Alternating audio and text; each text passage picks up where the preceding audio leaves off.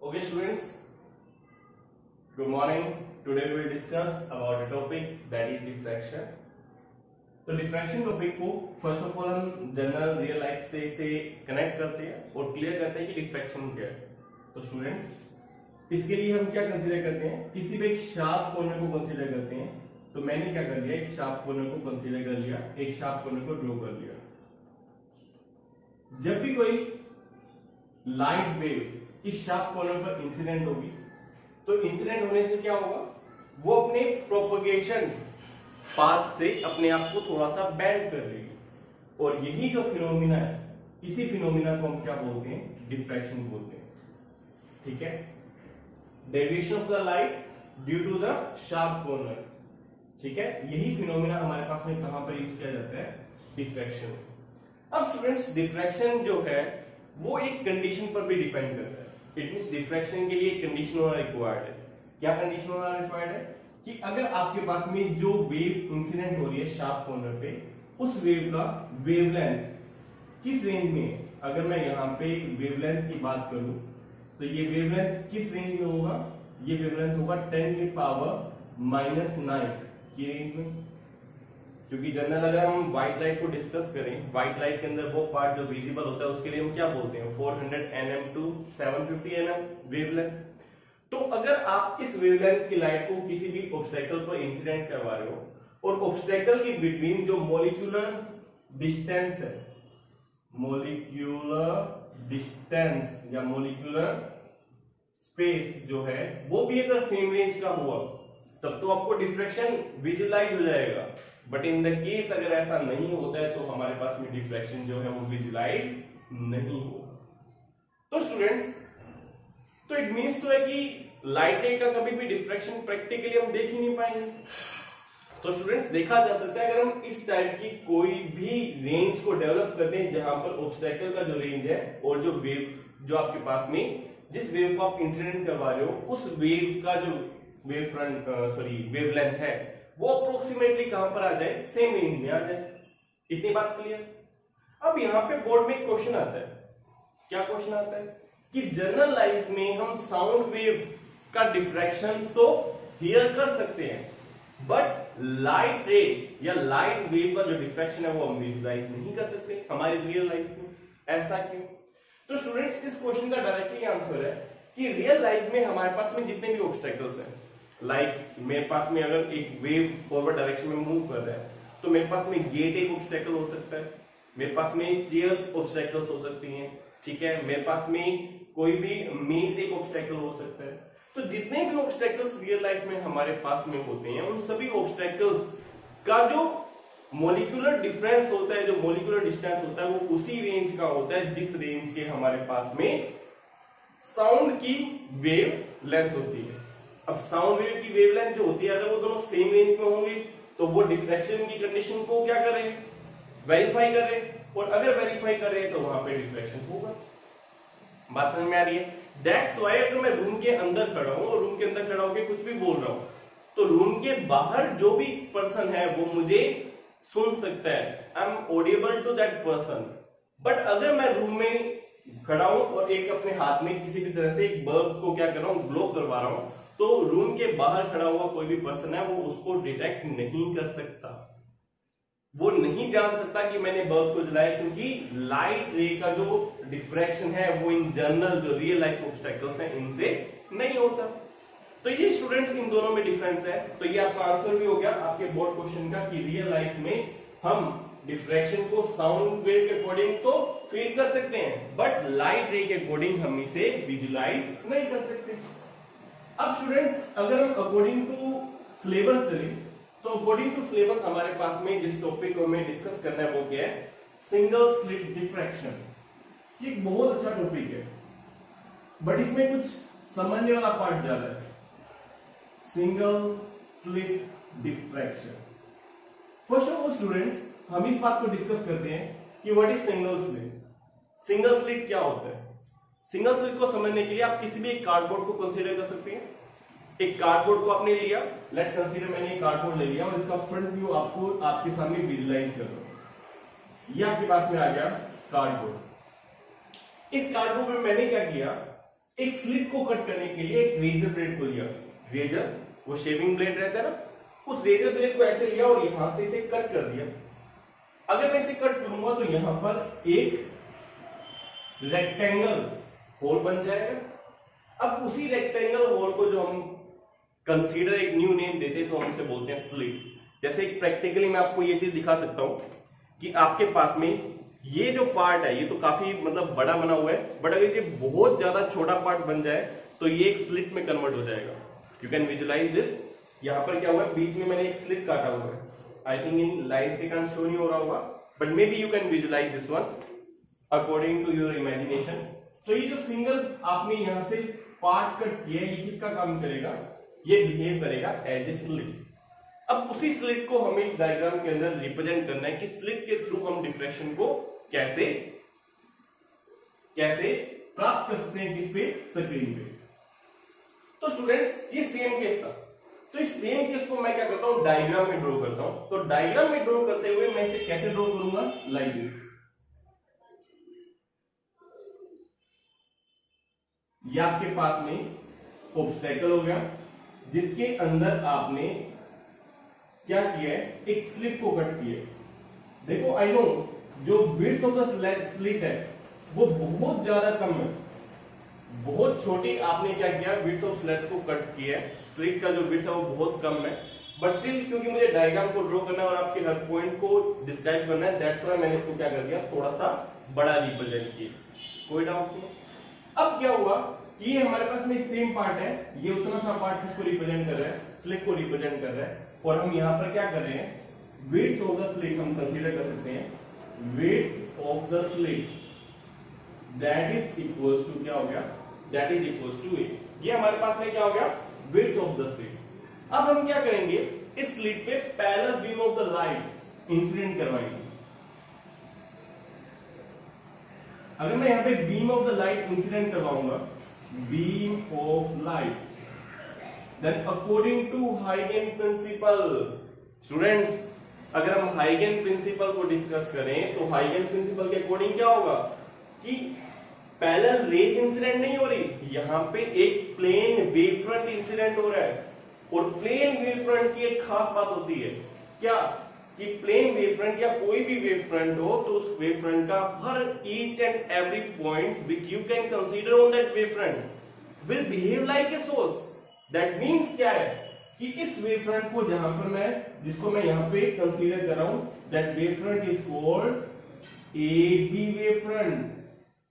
Then every point on this AB wave front will behave like a source. तो यहां जितने भी points है वो सोर्स की तरह बिहेव करेंगे, तो सोर्स की तरह बिहेव करेंगे तो क्या करेंगे, लाइट को इमिट करेंगे। अब लाइट को इमिट करने का मीन्स क्या है कि वो लाइट हमें फॉरवर्ड डायरेक्शन में मिल जाएगा। अब हम क्या करते हैं, सामने स्क्रीन पुट करते हैं और स्क्रीन पुट करके देखते हैं कि हमारे पास में रिजल्ट क्या मिल रहा है। तो स्टूडेंट्स मैंने क्या किया, सामने एक स्क्रीन पुट कर दिया। मैं यहां पे फर्स्ट केस को स्टडी कर रहा हूं, मैं यहां पे स्टडी कर रहा हूं कि केस बाय केस हम स्टडी करते हैं। फर्स्ट केस में कंसीडर कर रहा हूं कि इसका डिफ्रैक्शन नहीं हो रहा, ठीक है, यहां पर ऐसा कोई सी नहीं है जिसका डिफ्रैक्शन हो रहा है, ठीक है। तो डिफ्रैक्शन में स्टूडेंट्स एक बात क्लियर करना, डिफ्रैक्शन का मींस ये नहीं होता कि जितना पार्ट आया वो कंप्लीट का कंप्लीटली डिफ्रैक्ट हो गया। ऐसा नहीं है कि यहां डिफ्रैक्शन हो तो जितना पार्ट आया कंप्लीट की कंप्लीट डिफ्रैक्ट हो गया, ऐसा कोई सीन नहीं है। यहां पर क्या है कि इसका कुछ पार्ट डिफ्रैक्ट हो जाता है, तो मोस्टली पार्ट तो फॉरवर्ड डायरेक्शन में मूव करेगा, फॉरवर्ड डायरेक्शन में मूव करेगा। दैट मींस क्या है कि फर्स्ट ऑफ ऑल हम उस पार्ट को स्टडी कर रहे हैं जो पार्ट डिफ्रैक्ट नहीं हुआ और फॉरवर्ड डायरेक्शन में मूव कर रहा है। अब देखो हमने पैरेलल रेज को कंसीडर किया, it means beam of light को कंसीडर किया। बीम ऑफ लाइट क्या है, पैरेलल रेज है, तो ये इंटरसेक्ट तो करेंगे नहीं, और जब तक इंटरसेक्ट नहीं करेंगी तब तक हमें कोई भी इंटरफेरेंस का कोई भी ऑप्शन नहीं मिलेगा। मतलब हम नहीं बोल सकते कि वहां पे इंटरफेरेंस कौन सा हो रहा है, कंस्ट्रक्टिव हो रही है, डिस्ट्रक्टिव हो रहा है, क्योंकि हमें यहाँ इंटरफेरेंस का यूज करना है। तो स्टूडेंट्स हम क्या करेंगे, यहाँ पे कॉन्वेक्स लेंस का यूज कर सकते हैं। अगर आप यहां पर कॉन्वेक्स लेंस का यूज करोगे तो ये जितने भी रेज हैं वो रेज एक पॉइंट पर आकर इंटरसेक्ट करेंगी, और जिस पॉइंट पर वो रेज इंटरसेक्ट करेंगी वो रीजन आपके पास में कौन सा रीजन बन जाएगा, वो रीजन बन जाएगा आपके पास में ब्राइट रीजन। तो बन गया ब्राइट रीजन। अरे बहुत सिंपल सी बात है बेटा, मैंने क्या किया, एक कोई भी पेपर लिया, बीच में से होल कट किया, इस साइड से टॉर्च को ऑन किया, ये पेपर हुआ, बीच में होल हुआ, यहां से टॉर्च हुआ, तो होल के जस्ट सामने होल टाइप का एक लाइट का पूरा धब्बा तो बन ही जाएगा। ये वही प्रोसीजर है कि इसके सामने जस्ट यहाँ पर कौन सा रीजन बन जाएगा, ब्राइट रीजन बन जाएगा। बट यहाँ पे मेन बात क्या है वो सुनो, अगर यहाँ पे इंटरफेरेंस को अगर हम कंसीडर करें तो बेटा इंटरफेरेंस डिपेंड करता है पाथ डिफरेंस या फेज डिफरेंस पे। तो यहाँ पे पाथ डिफरेंस का वैल्यू क्या होगा बेटा, यहाँ पाथ डिफरेंस का वैल्यू होगा 0। व्हाई? क्योंकि यहाँ पर कौन सा वेव फ्रंट इंसिडेंट हो रहा है, प्लेन वेव फ्रंट, और प्लेन वेव फ्रंट में जितने भी पॉइंट्स आप कंसीडर करते हो सभी पॉइंट्स का जो फेज डिफरेंस होता है वो उसमें फेज डिफरेंस कितना होता है, 0 होता है। इट मींस सभी पॉइंट्स सेम फेज में रेज को क्या करते हैं, इमिट करते हैं। Part clear? तो इट मींस यहां पर आपके उसमें ब्राइट रीजन बन गया, इसको हम बोलते हैं सेंटर ब्राइट रीजन, क्योंकि ये सेंटर में डेवलप होता है। तो ये तो था केस नंबर 1। तो केस नंबर 1 के अंदर हमने क्या डिस्कस किया, हमने सेंटर ब्राइट रीजन को डिस्कस कर दिया। अब बेटा सेंटर ब्राइट रीजन को तो हमने डिस्कस कर लिया, बट यहां पर डिफ्रैक्शन नहीं था। अब हम हमारा मेन पार्ट स्टडी करेंगे, मतलब हम केस नंबर 2 स्टडी करेंगे। केस नंबर 2 में हम उस ब्राइट रीजन के अलावा उसके सराउंडिंग्स के अंदर जो अलग अलग रीजन्स बनेंगे उनको हम स्टडी करेंगे, मतलब जो बनेंगे ड्यू टू डिफ्रैक्शन। अब ड्यू टू डिफ्रैक्शन समझाने के लिए फर्स्ट ऑफ ऑल हम कंसीडर करते हैं कि ये पैरेलल बीम ऑफ लाइट यहां पे इंसिडेंट हुआ, इंसिडेंट होने के बाद में यहां से डिफ्रैक्ट हो गया बाय एन एंगल थीटा। तो मैंने यहां पे कंसीडर कर लिया that is equals to theta, that is equals to also theta and that is also equals to theta. Clear? अब क्या होगा, ये रेज फॉरवर्ड डायरेक्शन में मूव करेंगी, मूव करती जाएंगी और सामने आप क्या पुट कर दोगे, क्योंकि आपको इन्हें आपस में इंटरसेक्ट करवाना है, तो आप यहां पर पुट कर दोगे एक कॉन्वेक्स लेंस। जैसे ही कॉन्वेक्स लेंस पुट करोगे तो ये जितनी भी रेज है वो एक पॉइंट पर मिल जाएगी, पॉइंट पी। सेंटर को हम सी से कंसीडर कर लेते हैं। तो ये सारी रेज फॉरवर्ड डायरेक्शन में मूव करेंगी और पी पॉइंट पर जाकर सुपर इंपोज हो जाएंगी। अब हमें ये फाइंड करना है कि पी पॉइंट पर हमारे पास में क्या होगा, कोई ब्राइट फ्रिंज बनेगा या डार्क फ्रिंज बनेगा। अब स्टूडेंट इंटरफेरेंस के अकॉर्डिंग ये बात तो आपको पता है, ब्राइट बनेगा या डार्क बनेगा डिपेंड किस पे करता है, पाथ डिफरेंस पे। तो इट मींस हमें यहां पर भी क्या करना होगा, पाथ डिफरेंस फाइंड करना होगा। तो स्टूडेंट्स पाथ डिफरेंस फाइंड करना है तो उसके लिए हम क्या करेंगे, देखो मैं कुछ पॉइंट्स कंसीडर कर रहा हूं। First of all point A, first of then B, एक पॉइंट में कंसीडर कर रहा हूं एम और एक पॉइंट में कंसीडर कर रहा हूं सी। सी पॉइंट में कैसे कंसीडर कर रहा हूं, जब मैं बी पी रे पे एक पॉइंट से एक नॉर्मल ड्रॉ कर रहा हूं, तो ये पॉइंट आ गया हमारे पास में पॉइंट सी। तो एक्चुअली हम कंसीडर कर चुके हैं, तो हम इसे कंसीडर कर लेते हैं पॉइंट डी। क्लियर? कोई कंफ्यूजन नहीं। अब स्टूडेंट्स ज्योमेट्रिक कंडीशन के अकॉर्डिंग डिस्कस करते हैं। ज्योमेट्रिक कंडीशन के अकॉर्डिंग मैं डिस्कस कर रहा हूं दैट फेज डिफरेंस या यहां पे पाथ डिफरेंस भी कंसीडर कर सकते हो। फेज डिफरेंस और path difference due to convex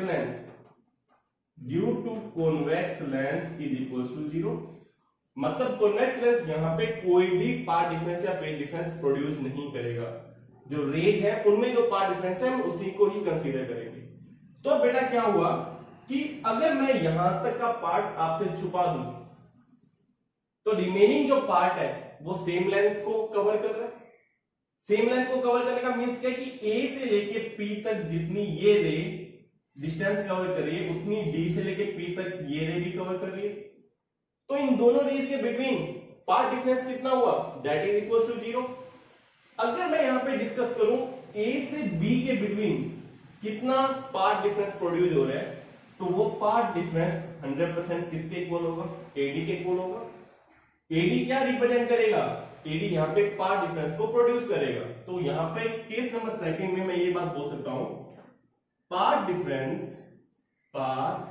difference between A and D is equals to में A and B, path difference between A and B.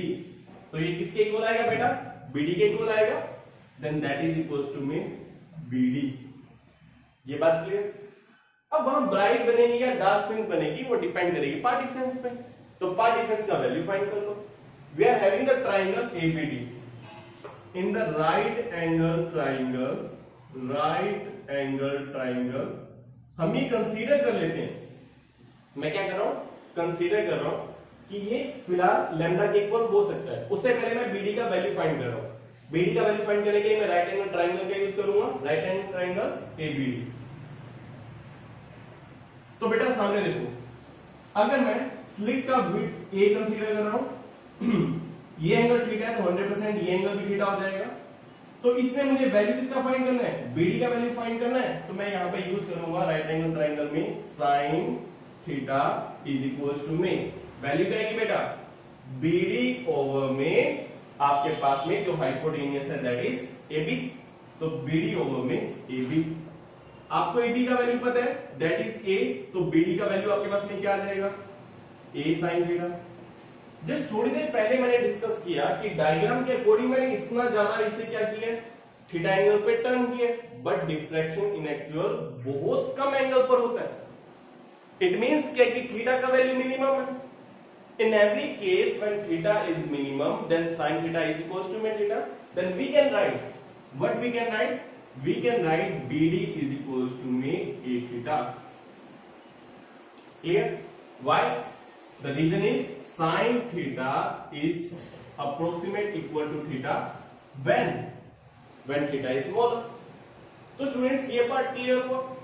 ये पार्ट क्लियर होने के बाद में हम इस पार्ट को स्टडी करते हैं। इस पार्ट में हमने बीडी का वैल्यू कंसीडर कर लिया। बीडी यहां क्या है बेटा? बीडी यहां पे पार्ट डिफरेंस।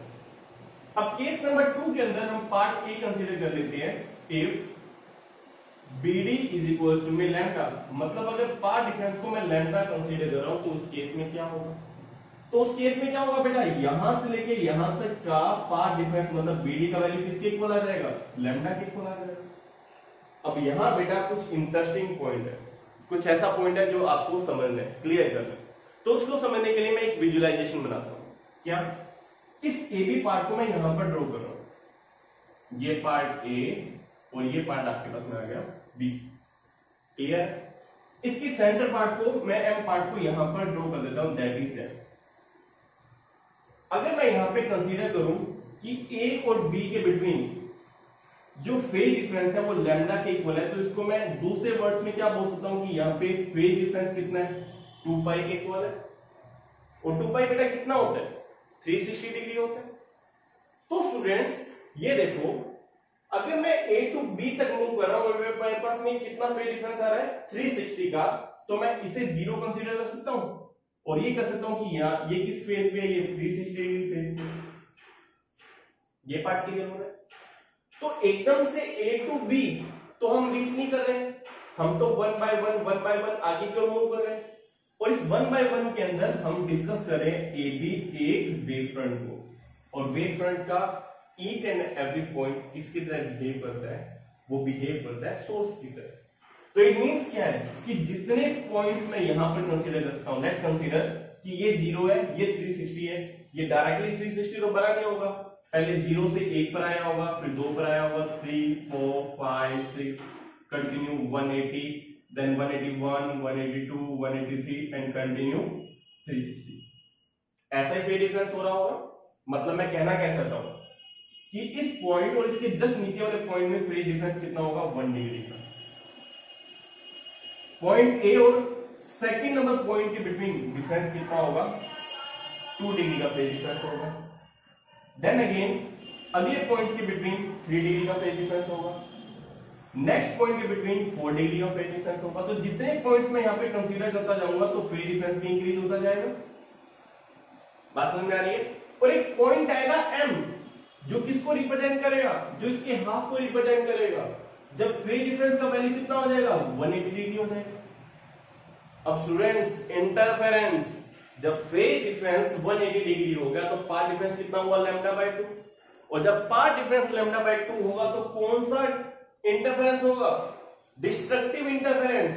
मतलब क्या है कि एक रे जो ए से इंसिडेंट होगी और एक रे जो एम से इंसिडेंट होगी वो एक उन दोनों के बिटवीन पाथ डिफरेंस का वैल्यू कितना होगा 180, सॉरी फेज डिफरेंस का वैल्यू कितना होगा 180। इट मींस वो अपोजिट एम्पलीट्यूड के साथ में इमिट होगी, अपोजिट डिस्प्लेसमेंट के साथ इमिट होगी। तो जब ये आपस में सुपर इम्पोज होगी तो आंसर क्या आएगा, आंसर आएगा 0।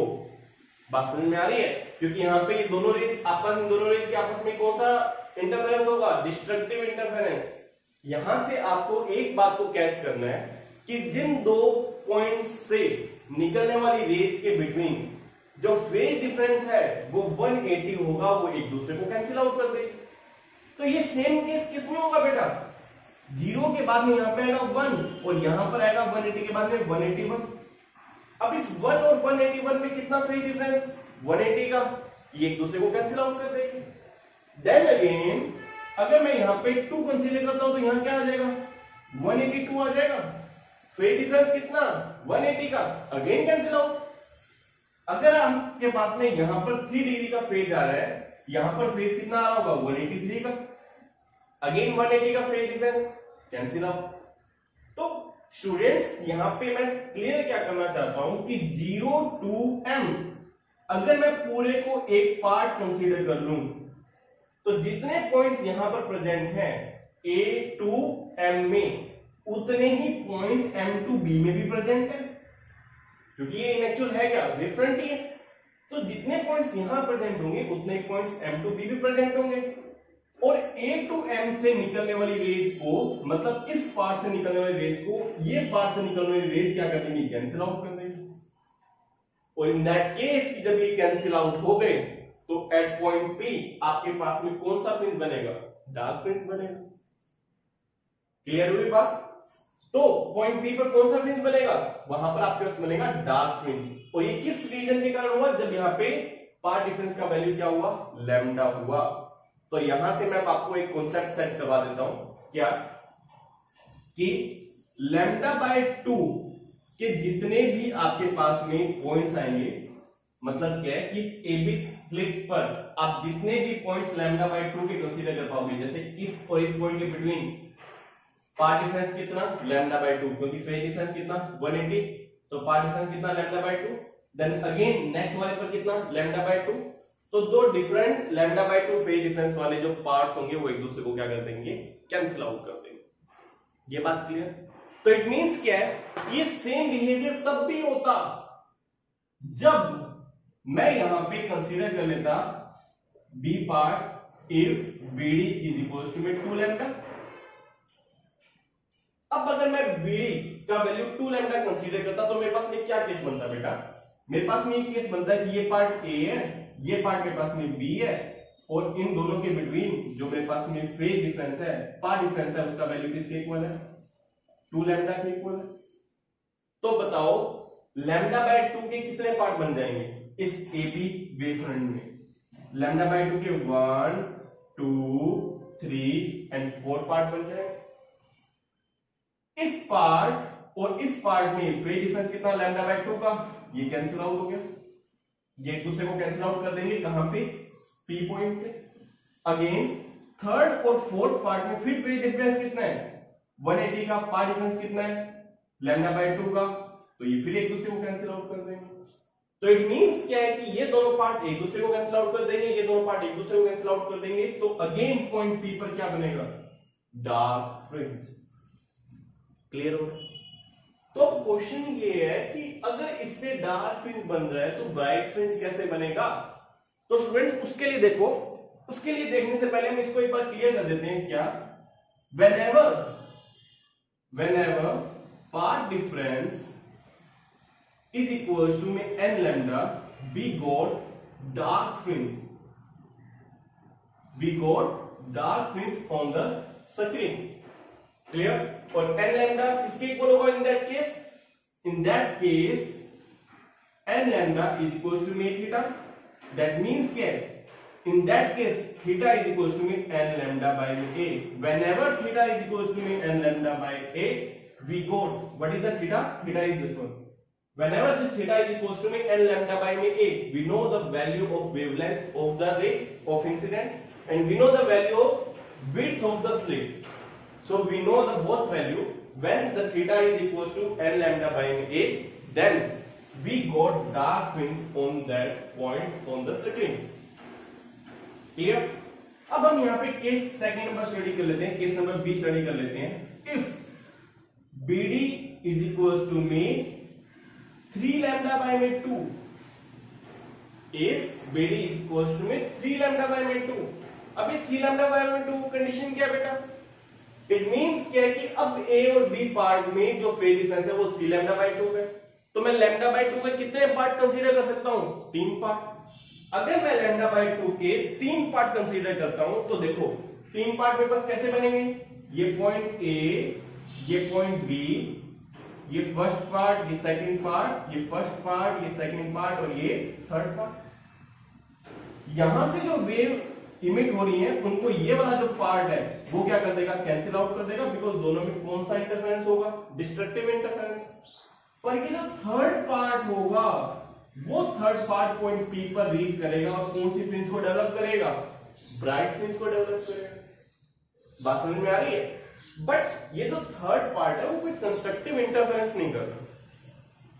ये जो थर्ड पार्ट है वो यहाँ पे कोई भी कंस्ट्रक्टिव इंटरफेरेंस नहीं कर रहा. यहाँ पर भी क्या हो रहा है? डिस्ट्रक्टिव इंटरफेरेंस के कारण पॉइंट ए, पार्ट ए और पार्ट बी, पार्ट फर्स्ट और पार्ट सेकंड एक दूसरे को कैंसिल आउट कर रहे हैं. पर पार्ट सी जो है, पार्ट जो थर्ड है वो वहां पे किसको रिप्रेजेंट कर रहा है? वो वहां पे ब्राइट फ्रिंज को रिप्रेजेंट कर रहा है. पर स्टूडेंट सबसे इंपॉर्टेंट फैक्ट क्या कि अगर 100 एनर्जी आ रही है तो 100 एनर्जी के 2 पार्ट तो कैंसिल आउट हो गए. कितना पार्ट रिमेनिंग बच गया? आपके पास में पार्ट रिमेनिंग बच गया 33%. और वही 33% वहां पर क्या करेगा? ब्राइट फ्रिंज को डेवलप करेगा. दैट मींस क्या है कि फ्रिंज का इंटेंसिटी पहले के कंपैरिजन में क्या हो गया?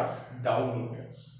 अब यही सेम सिनेरियो मैं तब ले लेता हूं जब मेरे पास में BD का वैल्यू 5 lambda by 2 होता है. इन दैट केस क्या होगा? मैं इस AB को 5 पार्ट्स में डिवाइड कर दूंगा. 5 पार्ट में से 4 पार्ट तो कैंसिल आउट हो जाएंगे और जो एक पार्ट होगा वो एक पार्ट पॉइंट P पर रीच करेगा और किसको डेवलप करेगा? ब्राइट फ्रिंज को डेवलप करेगा. दैट मींस क्या है कि 5 lambda by 2 में कितना पार्ट रीच करेगा? पूरी वेव का 1/5 पार्ट. पहले 3 lambda by 2 में कौन सा पार्ट जा रहा था? 1/3 में 3 पार्ट. अब कौन सा जा रहा है? 1/5 पार्ट. मतलब अब इंटेंसिटी और भी डिक्रीज हो जाएगी. तो धीरे धीरे करके इंटेंसिटी क्या होती जाएगी? डिक्रीज होती जाएगी. तो ये पूरा क्या है? डिफ्रैक्शन का पॉइंट है जिसमें हमें क्या क्लियर हुआ कि जैसे ही आपके पास में पाथ डिफरेंस का value n plus half lambda के इक्वल होगा, आपके पास में कौन सा फ्रिंज बनेगा? Bright fringe. और ब्राइट फ्रिंज के लिए आपके पास में n लैम्डा का वैल्यू किसके इक्वल होगा बेटा? सॉरी, यहां पे ब्राइट फ्रिंज के लिए हम क्या बोलेंगे? n plus half lambda. इसका वैल्यू किसके इक्वल होगा? a थीटा के. In that case theta is equals to में n plus half lambda by में a. ऐसे हर कंडीशन में आपको सामने क्या मिलेगा? ब्राइट फ्रिंज मिलेगा.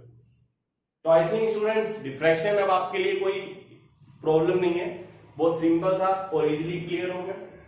अब लास्ट हम इसमें देखते हैं कि इसमें डायग्राम कैसे ड्रॉ होगा. मतलब अगर हम इंटेंसिटी का एक ग्राफ प्लॉट करें तो वो ग्राफ कैसे प्लॉट होगा. तो उसके लिए मैं इतने पार्ट को रफ कर रहा हूं. तो स्टूडेंट्स अगर हमें यहां पे ग्राफ प्लॉट करना है, इन दैट केस ये रहा graph. Then first of all अगर मैं सेंटर पॉइंट की बात करूं तो वहां तो आपके पास में इंटेंसिटी बहुत ज्यादा होगी, नो डाउट.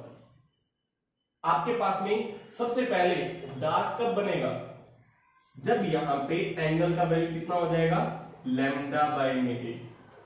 तो उस केस में उस सेंटर पॉइंट के दोनों ओर क्या हो जाएगा? आपको मिलेगा dark fringe.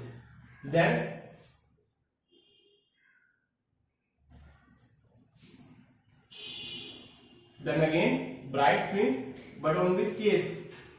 When the theta is equals to में 3 lambda by में a. 3 lambda by में a. Clear? Then next, what is 2 lambda 2 lambda by A and 2 lambda by A. तो स्टूडेंट्स आई थिंक इतना पार्ट सभी के clear, कोई भी confusion नहीं है। तो स्टूडेंट्स यहां पर हमारा डिफ्रैक्शन का पार्ट होता है कंप्लीट। आई होप आप सभी को डिफ्रैक्शन जो है बिल्कुल क्लियर हो गया होगा।